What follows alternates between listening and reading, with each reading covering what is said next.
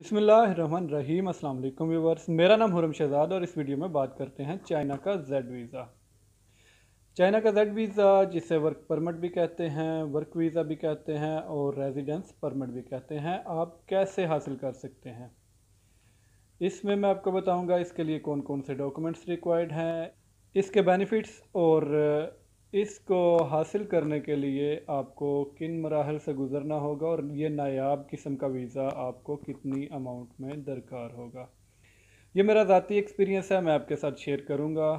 और ये वीज़ा कौन लोग हासिल कर सकते हैं, सबसे पहले तो मैं भी उन लोगों में से एक हूँ। ये देखें, मेरे पास भी वही वीज़ा है जिस पे मैं चाइना में प्रॉपर काम करता हूँ। और अब चलते हैं कि आप अगर जेड वीज़ा के ख्वाहिशमंद हैं तो ये आपको कैसे मिलेगा। व्यूवर्स, अगर आपने अभी तक भी मेरा यूट्यूब चैनल सब्सक्राइब नहीं किया तो कर ले ताकि ऐसी मज़ीद वीडियो आप तक बआसानी पहुंचती रहें। व्यूवर्स, जेड वीज़ा लेना चाहिए या नहीं लेना चाहिए, मैं तो आपको कहूँगा जेड वीज़ा ज़रूर लेना चाहिए। अगर आप जेड वीज़ा पे या बिज़नेस वीज़ा पे चाइना का ट्रैवल करते हैं तो बेहतर है कि आप जितने पैसे इन्वेस्ट करते हैं उस वीज़ा पे हासिल करने के लिए, जैसा कि आप बिज़नेस वीज़ा लेते हैं, आपको इनविटेशन लेटर की ज़रूरत होती है, डॉक्यूमेंटेशन आप करते हैं। सारी बात है, आपको इनविटेशन लेटर जो है वो आप ख़रीदते हैं चाइना से। तो अगर आप एम वीज़ा जो बिज़नेस वीज़ा कहलाता है वो आप लेते हैं, उससे ही दुगने पैसे इन्वेस्ट करेंगे तो आपको जेड वीज़ा मिल जाता है।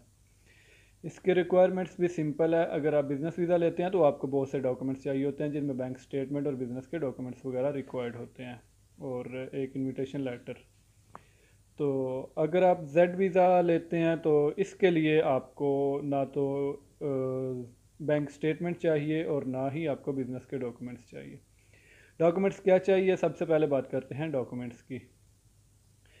डॉक्यूमेंट्स में सबसे पहले आता है आपका पासपोर्ट। पासपोर्ट के बाद आपके आईडी कार्ड की कॉपी। इसके बाद आपका पुलिस करैक्टर सर्टिफिकेट जो कि आप आसानी हासिल कर सकते हैं, हर बंदे को तकरीबन पता है कि वो कहाँ से लेना है। इसके बाद आपका एक मेडिकल सर्टिफिकेट बनता है, वो आपने हासिल करना नहायत आसान प्रोसीजर है। आप वो मेरे साथ कांटेक्ट कर सकते हैं, कहाँ से मैं सारा तरीक़ाकार बता दूँगा। इसके बाद आपकी हाईएस्ट डिग्री जो है ना, आपकी लास्ट एजुकेशन डिग्री वो रिक्वायर्ड होती है। और कुछ आपको वाइट बैकग्राउंड में पिक्चर्स चाहिए होगी। सिर्फ़ और सिर्फ यही हैं वो डॉक्यूमेंट्स जिनसे आप चाइना का जेड वीज़ा हासिल कर सकते हैं। और इसका बेनिफिट ये भी है, अगर आप अपनी फैमिली को इनवाइट करना चाहते हैं, अपनी फैमिली और अंडर 18 जो आपके बच्चे हैं उनको इनवाइट करना चाहते हैं, तो उसका प्रोसीजर भी आप साथ में ही करवा सकते हैं। उसके लिए एक्स्ट्रा डॉक्यूमेंट्स यही चाहिए होंगे, आपका मैरिज सर्टिफिकेट होगा और उसके अलावा डेट ऑफ बर्थ वगैरह। इनमें जो डॉक्यूमेंट्स है, आपका पुलिस करैक्टर सर्टिफिकेट वगैरह है वो आपने फॉरेन अफेयर, और मैरिज सर्टिफिकेट अगर आप फैमिली इनवाइट करना चाहते हैं तो मैरिज सर्टिफिकेट भी आपने फॉरेन अफेयर और चाइना एम्बेसी से अटेस्ट करवाना है। इसके बाद आपका जो प्रोसीजर है चाइना में वो क्या होगा। चाइना में सबसे पहले आपकी नौयत होगी कि आपको किस नौयत का वीज़ा चाहिए। एक तो होगा कि आप चाइना में जॉब करना चाहते हैं तो आप किसी कंपनी से वीज़ा लेंगे, उसके लिए भी यही डॉक्यूमेंट्स होंगे। दूसरा, कुछ लोग बिज़नेस करना चाहते हैं चाइना में और अपनी कंपनी ओपन करना चाहते हैं वहाँ पे, तो उनके लिए भी यही डॉक्यूमेंट्स हैं। सिर्फ़ और सिर्फ उनका एक्स्ट्रा डॉक्यूमेंट्स क्या है और उनका प्रोसीजर क्या है, कौन सा प्रोसीजर एक्स्ट्रा है अगर आप अपनी कंपनी रजिस्टर्ड करवा के उसमें से वीज़ा हासिल करते हैं। ये 1 साल का वीज़ा होता है और सबसे पहले क्या करना होता है, आपको एक ऑफ़िस चाहिए होता है वहाँ पे जिसका कम से कम आपने 1 साल का रेंट पे करना है और उसका कंट्रैक्ट बनवाना है। उसका कंट्रैक्ट बनवाने के बाद क्या होगा, आपको एक कंपनी का लाइसेंस इशू किया जाएगा। उस जब वो लाइसेंस इशू हो जाता है उसका टाइम ड्यूरेशन जो कि 1 से 2 वीक का होता है। सम टाइम वो विद इन वीक आपको मिल जाता है, अदरवाइज 14 दिन के अंदर आपको वो लाइसेंस मिल जाता है। जब वो लाइसेंस लेते हैं तो उसके बाद आप अहल हैं कि आप जेड वीज़ा अप्लाई करें, जिसे रेजिडेंस परमिट और वर्क वीज़ा भी कहा जाता है।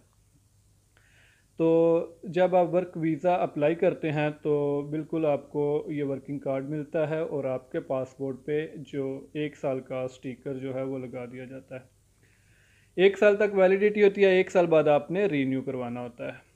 तो रीन्यूअल का प्रोसीजर भी नहायत आसान है। वही आपने, आपका कार्ड भी रीन्यू होता है, कार्ड का ये क्यूआर कोड होता है, ये आपने स्कैन करके इसमें से डॉक्यूमेंट्स आपका निकलता है। ये स्कैन करेंगे तो उसमें एक डॉक्यूमेंट आएगा, वो आपने डाउनलोड करके उसका प्रिंट आउट लेना और वो ही वहाँ पे सबमिट होगा। इसके अलावा वहाँ पे एक आपने इंश्योरेंस जो है, इससे डॉक्यूमेंट्स जो डाउनलोड करना है एक वो, और एक इंश्योरेंस होगी। ये दो डॉक्यूमेंट्स और पिक्चर वगैरह लगा के आपने रीन्यूअल सालाना आपने 1 साल बाद जो करवानी है, इसके लिए यही प्रोसीजर है। तो इस पे कॉस्ट क्या आती है?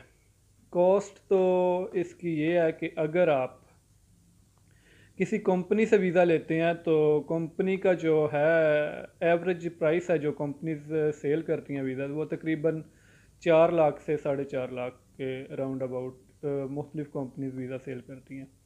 तो ये मोस्टली कंपनीज जो है ओपन वर्क वीज़ा देती हैं, ये जेड वीज़ा, कि आप वहाँ जाकर बिज़नेस वगैरह जो भी कर सकते हैं। तो अगर आप अपनी कंपनी रजिस्टर्ड करवाना चाहते हैं वहाँ पे, तो आपका उस पे जो है एक्सपेंस वो तकरीबन 8 से 10 लाख के राउंड अबाउट आता है। आप इतने पैसे इन्वेस्ट करके वहाँ पे आप जेड वीज़ा हासिल कर सकते हैं। अगर आप वहाँ से, इसका बेनिफिट क्या है कि बहुत से लोग इस बारे में पूछते हैं कि चाइना से आप इस वीज़े पे कहाँ कहाँ ट्रैवल कर सकते हैं। इस वीज़े पे आपको नहायत आसानी से हांगकॉन्ग का वीज़ा मिल जाता है, वहाँ से मकाओ का वीज़ा मिल जाता है, इवन कि आपको वहाँ से जापान का वीज़ा भी आसानी मिल जाता है, जो कि आपको एम्बेसी तक भी नहीं जाना पड़ता। आपको साउथ कोरिया का वीज़ा मिल जाता है। इसके बाद आपको शेंजन कंट्री जैसा कि एस्तोनिया है, इटली है, स्पेन, पुर्तगाल वगैरह का वीज़ा आप विदाउट इनविटेशन सिर्फ होटल बुकिंग पे वहाँ पे अप्लाई कर सकते हैं। तो व्यूवर्स, ये नहायत आसान सा प्रोसीजर है। वहाँ पे कोई भी आप चाइना में लॉयर्स पकड़ते हैं तो वो आपका तमाम प्रोसीजर आसानी से करवा देते हैं। That's all. अपना ख्याल रखिएगा। अगर आपने अभी तक मेरा यूट्यूब चैनल सब्सक्राइब नहीं किया तो कर ले, ताकि ऐसी ही मज़ीद वीडियो अब तक पहुँचती रहे। Okay, see you, Allah.